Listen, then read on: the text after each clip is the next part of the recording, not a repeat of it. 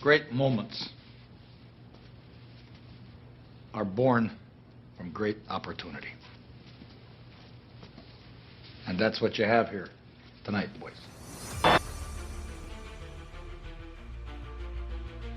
I'm talking about we're beaten. We're not beaten. I'm not beaten. We're in this game. Anybody here tired? No. Sonny, not tired. Holt? I'm just warming up, Sheriff. Connor? I'm ready, John. Bertie, you with us? Yep. Good. Because the Rangers are starting to breathe through their mouths. The strides are getting shorter. Do not give these guys too much respect. They didn't pull a dog sled, did they? No. Didn't skate the river, did they? No. This is our pond. Now Cameron Hughes gets the ran over the line. Clean pass for Morrison across. The shot, they score! Ryan Winterton and the Firebirds take the lead. 6:08 to go in the first period. Logan Morrison right up the tape for Winterton. And Coachella Valley out in front for the first time in the series. You know they just want you to bleed, right? I'm here to do whatever they need me to do. You know, if they need me to bleed, then I'll bleed for my team. Let's go. Pretty boy. Let's go. Introduce yourself. Jim. My name's also Jim. Problem solved. Thanks, James. Now, as far as serving the tendy goes, if they're shooting, you're getting your body in front of it. Everybody blocking shots. All you useless guys, blocking shots, bugging Appledorns. Now everybody knows the role. Eh, Sanguinet? Everyone knows the role. Everyone does their job. Yeah, so. For Parsonen, McCormick tries to jam it loose in front, comes to Del Gaizo, pass broken up, John Hayden coming in shorthanded, looking for the hat trick, Hayden's in, he scores! John Hayden, a shorthanded goal, the hat trick for Haynes, 1:57 left in the second period, and it's 5-1 Coachella Valley. I want to win that championship tonight, but I want to win it clean. Old-time hockey. Like when I got started, you know? Jeez, Toe Blake, Dick Clapper, Eddie Shore, those guys were the greats. Reg is our coach. Yeah, sure, old-time hockey. Like Eddie Shore. Yeah.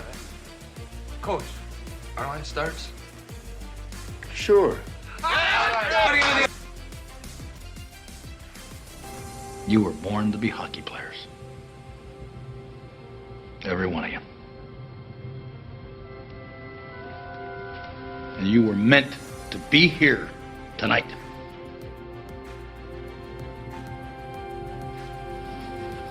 This is your time. Greetings, friends and Firebirds fans, and welcome to the Fire and Ice podcast presented by Desert Willow Golf Resort. Fire and Ice, the official podcast of your Coachella Valley Firebirds of the American Hockey League. Your two-time defending Western Conference champions, I might also add. Coming to you from Palm Desert, California, a mere John Hayden Shorty away from the Birds' home ice of Acrisure Arena. I'm your host, Judd Spicer, along with this bi-monthly podcast endeavor. Again, have the privilege and the pleasure of serving as your CV Firebirds insider for this third season of Birds Hockey. Those insider articles may be found online, as with all things Coachella Valley Firebirds, cvfirebirds.com. That's your hockey home and your hub for everything from merchandise, tickets, community, roster information. Per those tickets, you might also want to download the handy CV Firebirds app, also an easy and convenient way to get parking for all those Firebirds games and everything happening yonder Acrisure Arena. All right, friends, not alone on this episode of Fire and Ice. So enthused to have this guest. Been meaning to talk to him for a long time. He's been with the Birds from the get, first as the club's assistant equipment manager. This summer past, he was elevated to the head equipment manager. Shawn Thorns going to be joining me shortly. Look forward to that chat with Shawn per the presenting sponsor of this endeavor, Desert Willow Golf Resort, also right here in sunny Palm Desert, home to the Mountain View and Firecliff courses respectively. Also, the excellent and on-site Palm Desert Golf Academy. You can find it all at desertwillow.com. You know I love a great segue. Make it a putt-to-puck day. Just about 3 miles away from Acrisure Arena is Desert Willow. You go tee it up at either the Mountain View or Firecliff courses, then skate it on over to the Bird's Barn at Acrisure. That's going to be a fun desert day, by the way. Speaking of Desert Willow a little bit more, let's see. Right about the time this episode comes out, I'm going to say the next day, technically, the Firecliff course will be reopened from the overseed. That's happening on 12/20, December 20, so back to its full complement of 36 holes. And for those who haven't teed it up over at the Firecliff for a little while, you're going to notice some changes, some renovations, some improvements. All work on the greens, over the tee boxes. That took place over the summer and early autumn months. Again, back to its full complement of 36 holes over at DW. All right, Firebirds friends, before we get to this visit shortly with Shawn Thorns, the head equipment manager for the Firebirds, let's step back a little bit for this episode's Firebirds Freeze Frame segment. Third of the season. Third way through this third season of Firebirds hockey. That's in the books.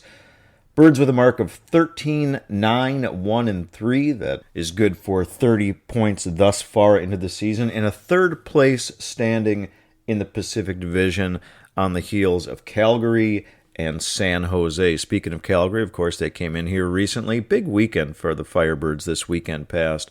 The Wranglers coming in with the league's best record, and we took them down twice. Those back-to-back wins, those impressive wins, segued into another loss, however, versus the San Jose Barracuda. Yeah, the Barracuda and our old pal Andrew Podorowski, they have had our number thus far into the season. Played them 5 times.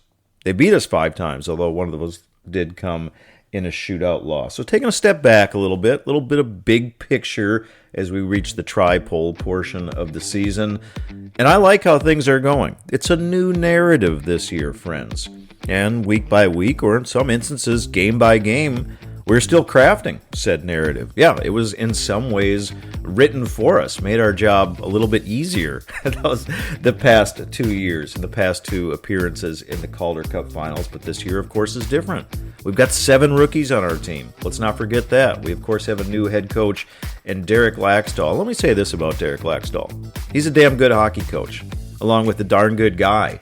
His track record, I mean, heck, the guy basically played for 20 years and segued into 20 years of coaching. His track record bears out that he knows how to motivate. He knows how to have success. And while the Firebird season thus far has been a little, let's be honest, a little 2 steps forward, 1 step back. I mean, we can reference that with a recent 10-game point streak, which concluded with a loss to lowly Henderson, followed by a couple of exceptional back-to-back wins, the aforementioned wins over Calgary, which ensued to this week's 5-2 loss to San Jose. The season has been a little bit of that thus far. There are a few things that we can pinpoint specifically. Got a lot of young guys still finding their way in professional hockey. On occasion, the defensive end has been a little bit soupy. Probably more turnovers in our zone than we'd like to see thus far into the season. Some untimely penalties. This is something that Derek Laxdal has referenced in post-game press conferences more than a few times. Guy really likes 5-on-5 hockey, something that he is wont to say with regularity, and understandably so. In 5-on-5 hockey, Birds have been damn good this season. However, we've had some untimely, or as Derek Laxdal referenced, some undisciplined penalties, some of those occurring at key points in specific games. As these guys get into this league a little bit more, these young guys, as they learn a little bit more about playing in the AHL, as the season gets a little deeper, I think that those are going to be eliminated more and more. We're going to see more 5-on-5 hockey for the Firebirds, which is going to translate into more wins. But look, we've had a ton of success. Expectations are high, and look where we are. We're in a nice little perch in 3rd place, and we've mercifully and candidly, if I may say so, we've got some easier teams on the horizon following this stretch against the top 2 teams, again, Calgary and San Jose in our division. I think the games against some of these other squads are going to bear out not just further experience for a lot of these young dudes, but they're going to bear out some more wins as well. Speaking of these upcoming games, let's get into the schedule a little bit deeper. All manner of fun here to close out 2024. And if I didn't say so at the onset of this episode, by the way, happy holidays to all. Appreciate you tuning in during the holiday season. All right, this Friday, December 20th, Birds remain in Acrisure Arena, playing the Ontario Reign, 7 p.m. puck drop. FYI, that is ugly sweater night. Birds then going to hit the road, latter end of back-to-back. Short trip to Ontario this Saturday, December 21st, 6 p.m. puck drop against the Reign. Fellas then get 5 consecutive days off, deservedly so. They played a lot of hockey thus far into the month of December. Going to come back, albeit at Bakersfield. That is next Friday, December 27th, 7 p.m. start. Bring it back home the next night, and that's going to be a fun night. Always one of the best nights of the season. Saturday, December 28th, also against Ontario. That is a 6 p.m. start, and that, of course, is the Teddy Bear Toss night. Very popular, very fun. Teddy Bear Toss night, Saturday, December 28th. And then more fun after a couple days off. First time ever, Acrisure Arena and the Birds hosting New Year's Eve. It is a Tuesday night, New Year's Eve this year. Tuesday, December 31st, of course. It is a 5 p.m. start against Colorado. Love that start time. Love that puck drop time. For those that want to go out after, frolic, have some fun, go out, have a dinner, do whatever you do on New Year's Eve.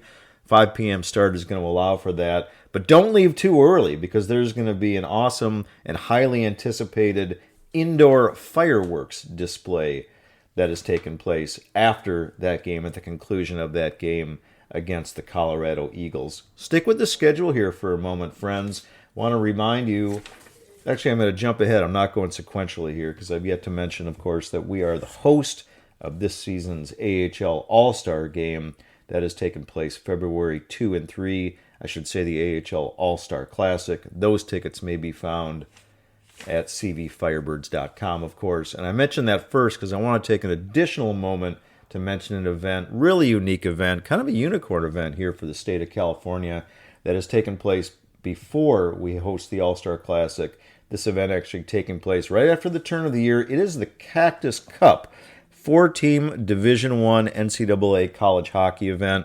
Don't see a lot of Division I college hockey here in the state of California. Well, we're going to see it here soon, friends. Welcoming the squads of UMass Lowell, Holy Cross, Michigan Tech, and Nebraska Omaha. Those four are going to be facing off over the course of 2 days, Friday and Saturday, June 3 and 4. Tickets for the event may be purchased at acrissurearena.com. And stay tuned to the social media handles of yours truly, at Judd Spicer on Twitter, and then on the Firebirds fan pages. That's where I've been posting giveaways, and I'm going to be giving away a lot of tickets. I've been armed with a lot of ticket giveaways for what is going to be an awesome Cactus Cup event. Please stay tuned to that. A couple of the guys that you're going to see, Chase Batali, he is a highly rated prospect out of Michigan Tech. Hope I got your name right, Chase. Liam McClinsky, he is one of the nation's top goal scorers. He's skating for Holy Cross. And then Lakeville, Minnesota's own Henry Welsh. He is the netminder for UMass Lowell. UMass Lowell probably coming to the desert as the favorite for the Cactus Cup. They're the 10th ranked team in the country. So looking forward to checking out college hockey over at Acrisure Arena. Again, January 3 and 4. That is a Friday, Saturday. Tickets can be found at acrissurearena.com. And again, I'll be giving away a host of tickets for that via the social media routes. That's going to make for a great stocking stuffer. Might do it right after the holiday, right before the holiday. Nonetheless, pay close attention. I know that there are a lot of eager hockey fans in the desert and want to check out some of that NCAA Division I action. Per the guys that play for the Firebirds, let's get into those stats quickly. Another Minnesota reference. I'm biased, of course. Delano, Minnesota's home. Ben Myers. He is now your Birds' leading scorer with 18 points.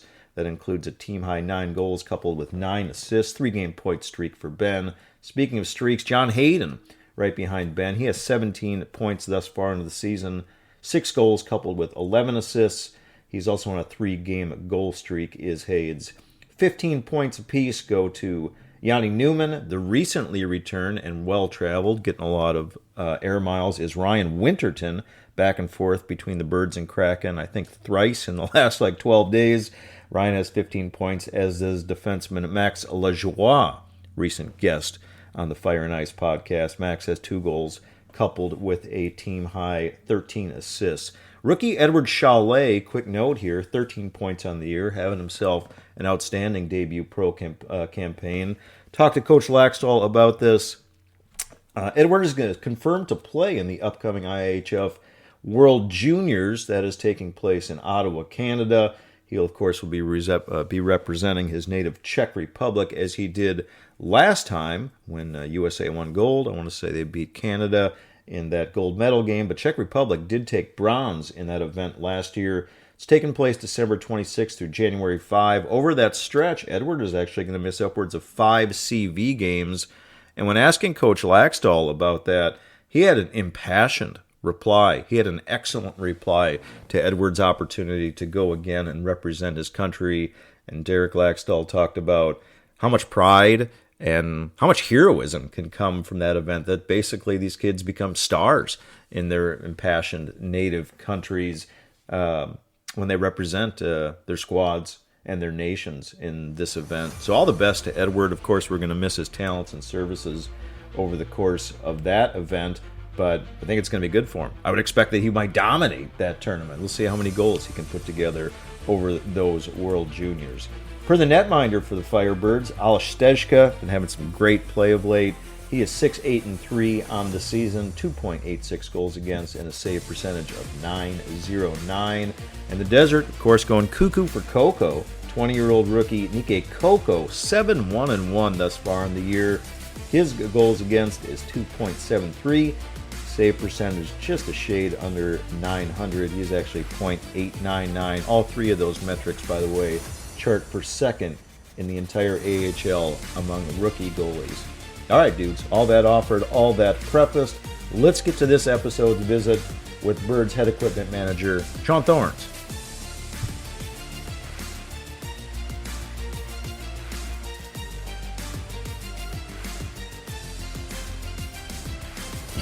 All right, friends. My guest on this episode, Fire and Ice podcast, is a native of Charleston, South Carolina. I call that the low country in the business. One of the best golf pockets in the nation, need be noted. Still on the right side of 30. He has a background that includes the South Carolina Stingrays, Macon Mayhem, the Greenville Swamp Rabbits, one of the initial hires and team for the CV Firebirds back in 2022 as assistant equipment manager. This past August elevated to the role of head equipment manager for your Firebirds. We welcome Shawn Thorns to the Fire and Ice podcast. Hello, Shawn. Hey, how's it going? Thanks for having me. Thank you for joining. I know that some people, there's been a few articles about your backdrop and how you got into the equipment side of the business, but for those unaware, maybe a brief review that for you ultimately it was injury that led to the equipment side of hockey. Is that correct?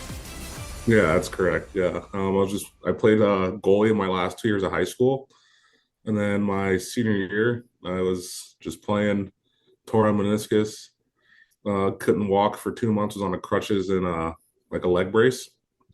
So my friend at the time, still really good friend, got the head job with the South Carolina Stingrays, and he knew I was just stuck in the house watching TV, couldn't really do much. And he just gave me the opportunity to come clean visors and be around a group of guys. So I just felt, part of something again. And then from there, I did that year and then 2 more years after, just as, stick boy / visiting team attendant.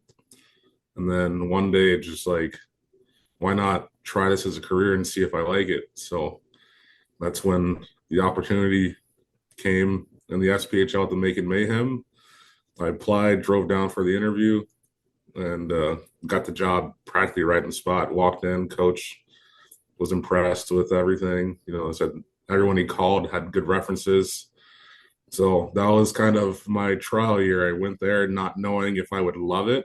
So I went just open-minded, nothing didn't look forward to doing it longer than a year if I didn't like it. And then I got to Macon, absolutely loved it. And luckily that coach went to Greenville, Swamp Rabbits, and asked if I wanted to come with. So me being a native of South Carolina, it was only 3 hours from home. So I was like, why not? Did that, fell in love with it way more, was there for 4 years, and then got the opportunity here in the CV. What about you in net? Were you a good goalie? I mean, for South Carolina, it was decent. That's a good point that you bring up. I mean, I referenced the Low Country is known as a golf destination, Hilton Head and so forth. Maybe you just like working in atypical hockey destinations in the country. Yeah. Let's see. Yeah. Not the normal ones, but now, what's a hockey scene like? I mean, in South Carolina, especially, as a high schooler or a teen growing up. I mean, can't be a ton of opportunity or competition. yeah, it's so the Low Country, we had I think 6 teams, but not every high school had a team. So I went to a school that didn't have a team. So I got put into like a draft pool, and then I just got picked for what team needed a goalie, which just happened to be our cross county rival. So I played for them. And then I think Columbia had a team, and then Greenville had 2 teams. So we commuted from sometimes to Columbia and even to Greenville on Friday nights to play, just depending on the schedule. Yeah, where were you taken in that draft? It sounds kind of like the schoolyard. You don't want to be last in kickball. I don't know when I was taken. I just know I got taken. So I was just happy to be part of a team at that point. The job that you've held for a long time now, the trade that you've been in about 11, 12 years, and your job with the Firebirds, I could come up with a probably more delicate word than a crazy job. I mean, at least the hours are crazy. I mean, there are some days you must work 16, 18 hours. Is that accurate? Yeah, it's about right. So on a game day, you get to the rink about 6, and I normally don't leave here till like 11:30, midnight, even 1 a.m. sometimes, depending on the workload of the night and depending on if we have a game the next day or practice day. And then there are some days where we work 6 a.m. and then we'll play on the road, have to get in the truck, and then truck home after the game. So it doesn't stop when you get in the truck. You drive home, you have to unpack, and then potentially reset for the next day, which in some cases is a day off, so you have a little more of like a relaxed load in. There's sometimes you get back from a load in and it's like, all right, you got to unpack, reset, and get everything ready for like a practice / optional the next morning. So there were times last year where, we'd play, drive to another city, unpack, play again, go back to the hotel for a couple hours, get a nap in, go back to the rink, hop in the truck, drive home. So it's like in a span of 2 to 3 days, you're probably sleeping maybe 8 to 10 hours if you're lucky. Across those two days. Yeah, just across, depending how many, where you're driving to, where you're going, where you're coming from, and things like that. I mean, personally, this is just me. I don't think a lot of my friends or colleagues would necessarily. I have an even manner, but I'm not the most high energy like individual. I don't think I would personally succeed at that job. To be in the equipment trade, you gotta have some legs for it, man. You gotta have some stamina for it. Undoubtedly. I mean, when did you learn that you could deal with the hours like that? So I'd probably say it was my second year when I was in Greenville, because I was driving the truck, doing the load ins and load outs. And in the ECHL, you're on your own. You don't have an assistant. You're doing, you're moving all the bags yourself. You're meeting a team at the rink at maybe anywhere from 8 p.m. to 4 in the morning, depending where they're coming from. So like I was the guy to get up at say 3 in the morning, load a team in, go back home for like an hour and a half, take a quick nap, then go back to the rink, work a full game day, and then load them out and then reset for a practice the next day. So down there, you don't get much sleep, time off, or anything. It's just you're always going, no matter what's going on. Like you could, even on like your days off, I'd still be at the rink. And even if you're home, someone gets called up, they call you, you got to go to the rink, pack all their gear and send them on their way. I mean, you must have come across no shortage of guys or gals for that matter across your 11 plus years in the equipment trade that They just couldn't hack it. They couldn't handle it. That the hours were too demanding for them. Yeah, there have been, I would say, I've met a handful of people that try it, and they're just like, it's not for me. Like, the hours aren't for everybody because you have to be able to function on, say, four, at the least 3-4 hours of sleep, and then go to the rink with energy to, keep everyone. Seems like you're invested in the operations. If you're not, starts taking a toll, and everyone starts like looking at you as kind of grumpy or non-approachable. Well, you seem in good spirits right now. You and I are Yeah, talking on the early morning after a game night, albeit a home one. But yeah. yeah, you seem in good spirits, Shawn. We have a You newborn at home too, so. you had referenced the amount and the kind of the time window, I guess, of those hours. Kind of take us through the detail of a home game day, what that entails from you from stem to stern. So typically I get to the rink the morning. First thing we do is pick up fans because we put fans out post game so they dry. So like all the gear dries. So you pick up fans. We have like smaller trash cans in the room, so you put the trash bags in the trash cans. Practice socks out, and then the night after games I swap steel. So I'll have all the steel from the game in the case. So when I get done with the getting the room ready, I hop on the sharpener for like an hour and a half, 2 hours, get all the steel done. And that leads kind of right into when guys are showing up or guys are there. So then once guys get there, it's if they need anything minor or major, we're there to like kind of help them and get them settled and all the things they need. And then that's when 10 o'clock practice rolls around. Guys are on the ice, and my assistant's watching. I'm downstairs, typically doing like paperwork, or if I didn't finish sharpening, I'll finish sharpening. So then practice is over, guys come down, and then that's when it's just a matter of cleaning. So the guys take their gear off. I go through behind each and every one of them and tighten up their stalls, do all their straps so it looks clean and neat. And then the post practice is just sitting around waiting for the last guy to leave to do any last minute duties that we have to do, which is like laundry, towels, and then resetting for like tomorrow's a game day. So we'll reset and then kind of repeat the process all over again for a game. Oh, man.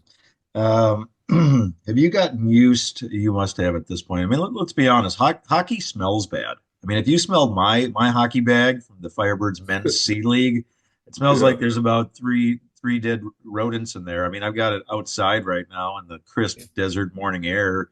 Not privy to all the tools and technology that you might have for cleaning, but are you used to that smell? You must be used to that hockey smell.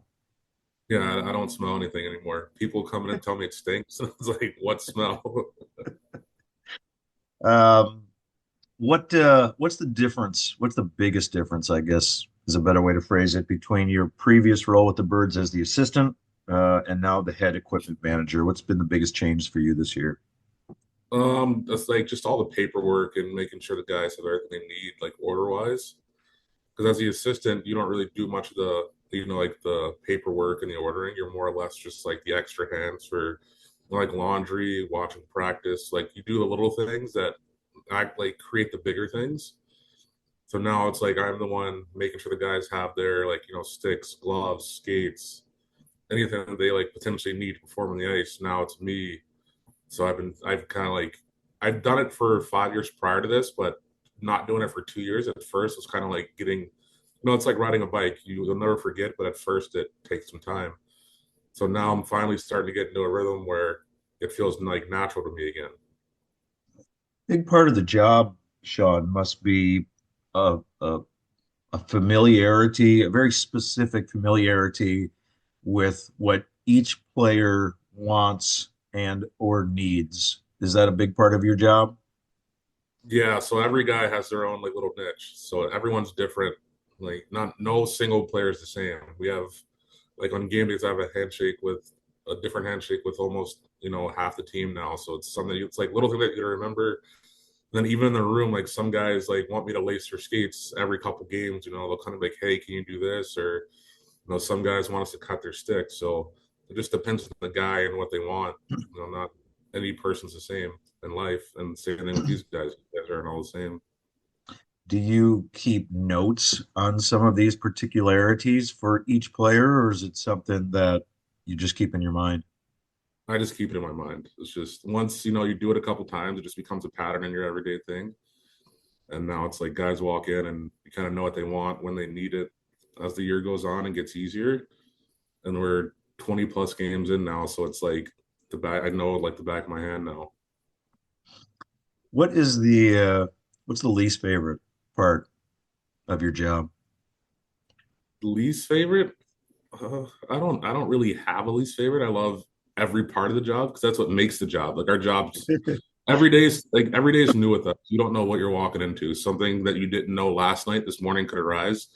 You kind of have to like conquer it with just full confidence and ability because you just don't know what's going to happen.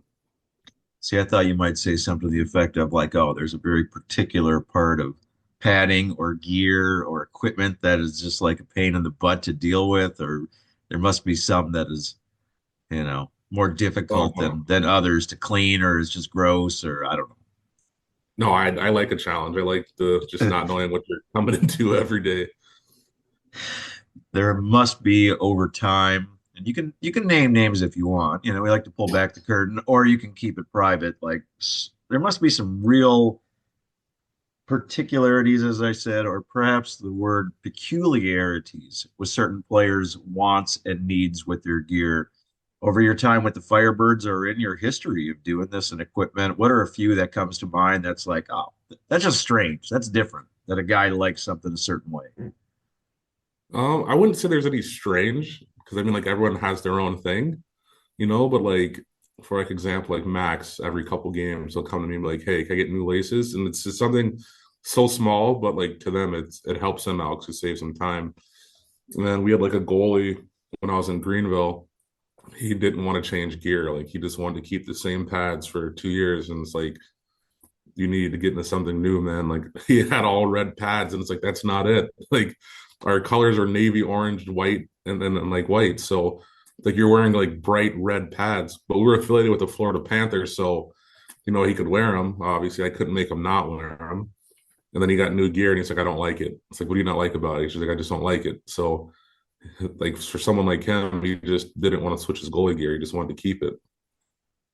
You must be an expert at sharpening skates, and that's probably even putting it mildly. When I get my skates sharpened, I just kind of shrug my shoulders and I'm just like, standard? Standard is Yeah. fine, but I know that there are many other options.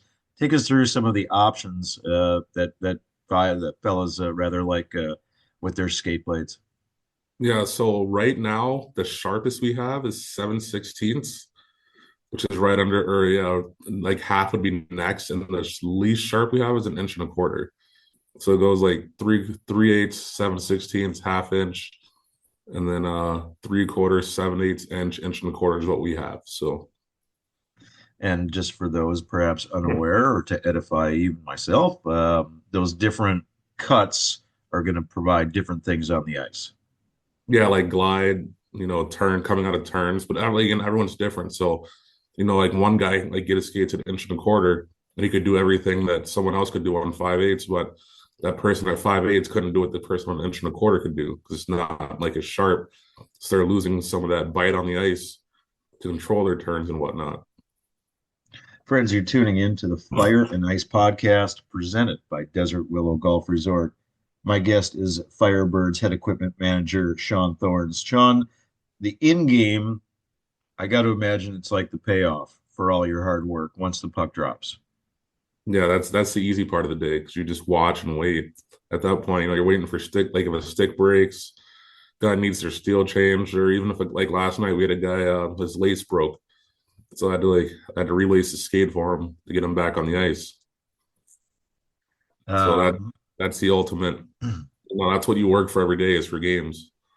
Do you feel I guess like you're part of the game? I mean, you actually very much are. I'd think that you're part of the game once it starts. Does it feel that way? I mean, the adrenaline, the pressure. Not really. I'm at a point now to where it's like, I'm there for the guys essentially like all their needs like during the game. So like I try not to get too involved in the game because I'm not the one playing the game. So I try to stay level headed and calm, because again, if something goes wrong and you're panicking or you're just all over the place, it's not really easy for you to just, kind of snap out of it. You got to kind of be engaged at all times and show some level of calmness, especially with the guys if they're panicking, like if they lose an edge. I got to be the person like, all right, let's get it changed, get you back out there, and then make them feel confident enough that everything's fine still.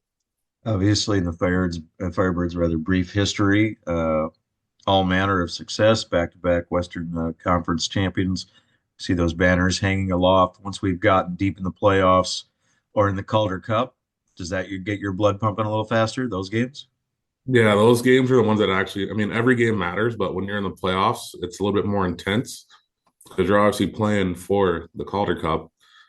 And at that point, everything has to be like in line and ready. You can't have any minor hiccups, especially like, with us the first year going to game 7, 4 of the 5 series, like those are the worst games because those are the games that mean the most for you during the year. And one minor hiccup could mean a massive mistake on the ice. And then, something goes wrong and you get looked at. It's like, what are you doing? And it's like, it's not always your fault. But sometimes there are things that you do know that you just, you're like, but you don't know as well. As far as the potential hiccup, and we'll have fun with this, but I mean, is there in your role like a greatest fear of something that could go wrong? Honestly, I'd say like in the regular season, 3-on-3, like a guy goes out and he blows an edge, but it's late in the game at that point, so they have to kind of, talk to you and tell you what's going on.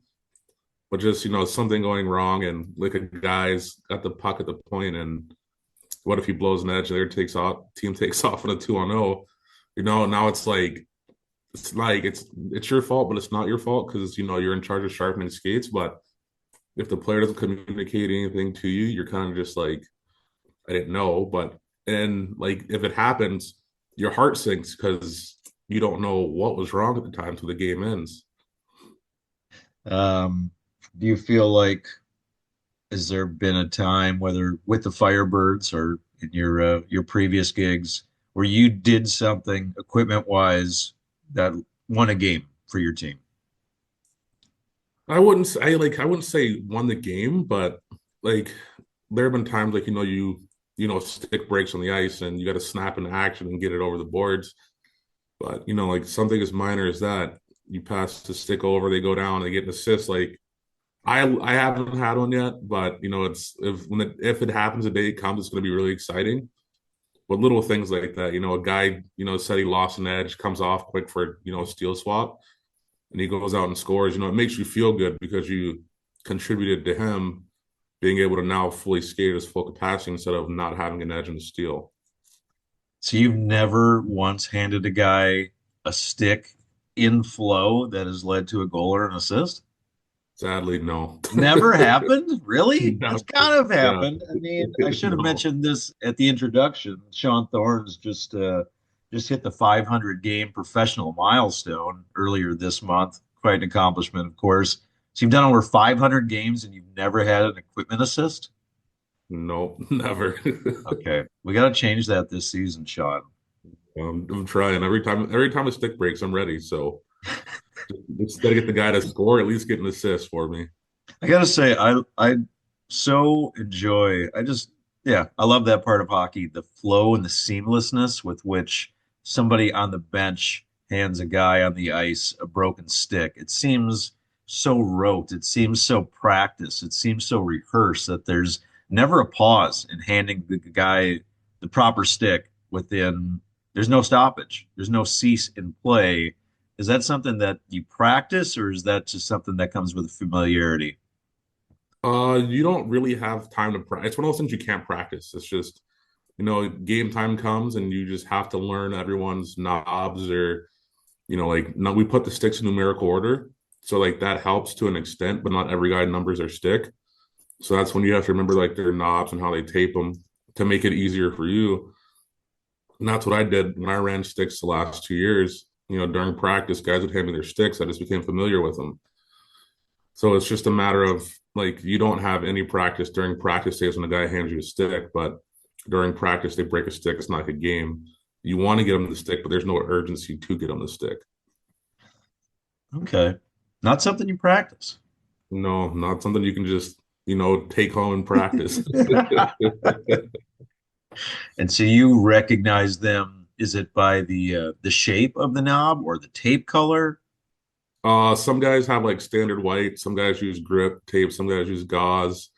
Some are longer than others, some are just like a strip of tape. So there's a lot of memory that goes into it because you have 20 guys on the ice. Well, 18 if you or yeah, you take away both goalies. So yeah, so you have to remember the 18 players, which like it seems like a lot, but each guy has two sticks. So once you get that down, it's pretty easy. You ever missed a stick pass? I guess it would be like a reverse assist. Uh, I mean, I wouldn't say like I mean, it's been a while. Luckily, that I've missed a stick pass, but like again, as years go on, you get so familiar with it. It's like a second nature to you. Like during the games, you just look at sticks and the guy breaks it because during the games we'll yell numbers for the stick breaks. Sometimes you have maybe 3 or 4 seconds. Sometimes it has to be immediate. So you have to be pretty quick. It's not one of those things you can just take your time on and do it as you want. Because the games, as you know, are super intense and fast paced. So it could happen right in front of the bench. And you have to be ready just to pull a stick and give it to them. Friends, again, you're tuning into the Fire and Ice podcast presented by Desert Willow Golf Resort. Shawn Thorns, he's the head equipment manager for our CB Firebirds. He is my guest on this episode. A couple more for you today, Shawn. So my understanding, little birdie told me that you have recently been introduced to. This is so lame, but I need to use it. A new thorns in your side. You have a you have a new addition. You have a new addition to the Thorns brood. Is that accurate? That is true. Yeah. Okay. That was so lame. Shawn and I are talking pretty early in the morning for this episode, but I don't know why that came to me. I've only had like 2 cups of coffee. I'm only funny after like 3 or 4. Anyway, you are a new father. I am, yeah. Okay. Do you want your little one to be a hockey player or perhaps in the equipment trade? I'm gonna try to push him not to be an equipment trainer, but again, he's around it. If it's something he wants to do at some point, then we still have a while till that comes into a factor. But I mean, hockey's my life, so if he wants to play, he can play. I'm not going to be one of those parents to, like, push him to play the game. I just want him to find something that he loves and not do it because I do it. Ultimately, if he does decide that he likes hockey, do you want him to be a goalie? Probably not. It's a little pricey. But if he wants to be, we'll give it a go and see how he likes it. We'll conclude with this one, and this one is a little more earnest question, probably more meaningful than some of the other zingers and some of the fun we've had today. But Firebirds in the brief history of broken ground, obviously, with Jessica Campbell. Not only was she the first female bench coach in the American Hockey League, but obviously now with the Kraken, she's broken that glass ceiling, having done so in the National Hockey League. Read this about you. The NHL has interviewed you about this, Shawn. That it is your aspiration to become the first black man or the first black person to be the equipment manager in the National Hockey League. Big deal, man. I imagine that article is from a couple of years ago. I imagine that aspiration has not changed for you. Yeah, no, it's the same goal every day I go to work. Like, I just want to be there and prove that I can do it. Like, luckily, I'm where I am now because of my work. But I just want to not even be like, again, the first.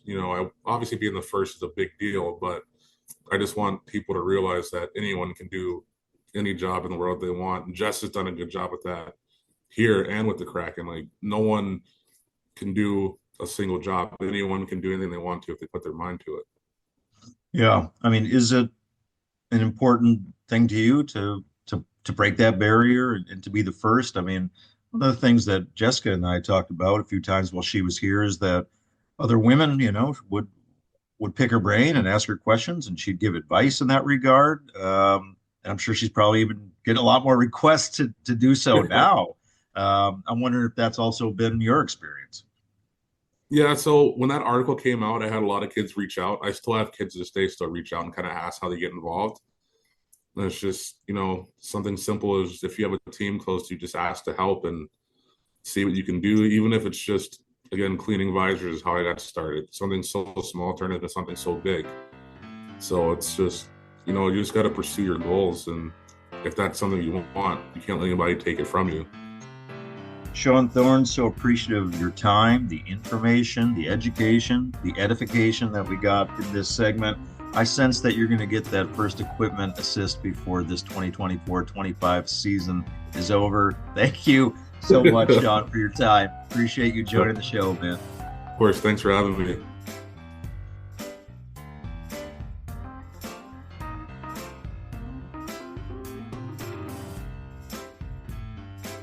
All right, Firebirds friends. Thank you so much for tuning into this episode of the Fire and Ice Podcast, presented by Desert Willow Golf Resort. Finals Fire and Ice Podcast, I should say, of this 2024 calendar year.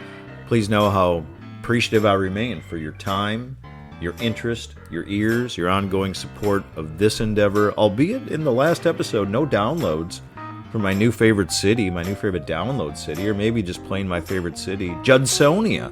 Didn't get the download from Judsonia, Arkansas in the last episode, the Ian McKinnon episode. Hopefully they'll tune into this one. Got to get myself to Judsonia, Arkansas. Equally appreciative, of course, for this episode's guest. Totally enjoyed that visit. Been waiting to have this guy on for a long time. Shawn Thorns, the head equipment manager for your CV Firebirds. Extended gratitude, of course, goes to the presenting sponsor of this endeavor, Desert Willow Golf Resort. Get your tee times online at desertwillow.com.